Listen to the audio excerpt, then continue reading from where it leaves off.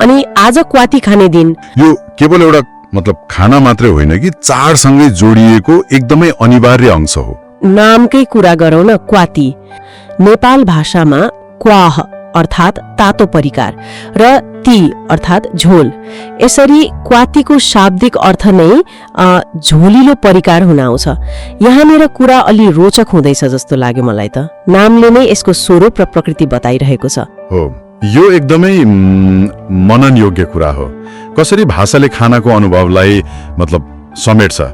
नाम सुन्ने बित्तिकै तातो र झोलिलो भन्ने एउटा चित्र आउँछ दिमागमा। यसले के देखाउँछ भने यो केवल खानेकुराको नाम मात्र होइन, यो त त्यसको पहिचानकै अभिन्न हिस्सा हो।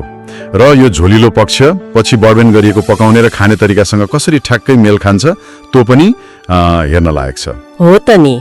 अब बनाउने विधिमा जाँदा यो भिजाएर अंकुरित भएका गेडागुडीबाट बनेको हो अनि यसको तयारी पनि अलि विशेष नै छ। 2 दिन अघिदेखि पानीमा भिजाइ राखिएको हुनुपर्छ रे।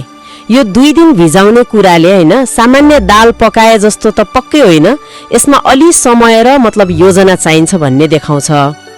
त्यो 2 दिनको अवधिले प्रक्रियाको महत्व दर्शाउँछ। यो हतारमा बन्ने परिकार होइन रहेछ। अनि त्यसपछि आउँछ 9 प्रकारका गेडागुडीको कुरा। मुङ, मास, भटमास, सानो केराउ, मस्याङ, चना, सिमी, बोडी र बकुल्लो। विभिन्न गेडागुडी मात्र नभनेर ठ्याक्कै 9वटा नामै किटेर दिनुको केही त अर्थ होला नि। हो, यो सूची आफैमा महत्त्वपूर्ण छ जस्तो लाग्छ। यसले के संकेत गर्छ भने क्वाती बनाउन मतलब जुनसुकै 9 थरीका गेडागुडी मिसाए हुने होइन, बरु सायद यिनै 9वटा प्रयोग गर्ने एउटा स्थापित परम्परा छ कि।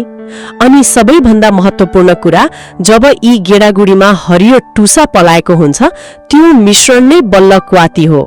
अर्थात् टुसा पलाउनु यसको परिभाषाकै एउटा मुख्य तत्व रहेछ। तपाईले ठ्याक्कै भन्नुभयो। त्यो अंकुरित हुनु वा टुसा पलाउनु नै सायद यस परिकारको चुरो कुरो हो। यसलाई अलि ठूलो चित्रमा हेर्दा यो 9 किसिमका निश्चित गेडागुडी र त्यो टुसा उमार्ने प्रक्रियाले यसलाई केवल पोषणको स्रोत मात्र नभएर एउटा विधि विधान युक्त सायद सांस्कृतिक वा धार्मिक महत्व भोकेको परिकारको रूपमा प्रस्तुत गर्छ जस्तो लाग्यो मलाई। यो त एकदमै विशिष्ट भयो नि। अनि अन्त्यमा यसलाई झोल तरकारीको रूपमा पकाएर खाने गरिन्छ। यसले फेरि नामको त्यो झोल पक्षलाई पुष्टि गर्यो होइन त, र फेरि एकपटक यसको महत्वलाई जोड दिएको छ। यो दिन विशेषको महत्वपूर्ण स्वाद। क्वातीको कस्तो चित्र देखियो त समग्रमा? क्वाती एउटा सांस्कृतिक रूपले अत्यन्त महत्वपूर्ण परिकार रहेछ। यो कुनै एक विशेष दिनमा खाइने छुटाउने नहुने चीज हो। यसको पहिचान यसको विशिष्ट बनावटमा छ। ठ्याक्कै 9 प्रकारका गेडागुडीलाई 2 दिन भिजाएर टुसा उमारेपछि तातो झोलको रूपमा पकाइन्छ।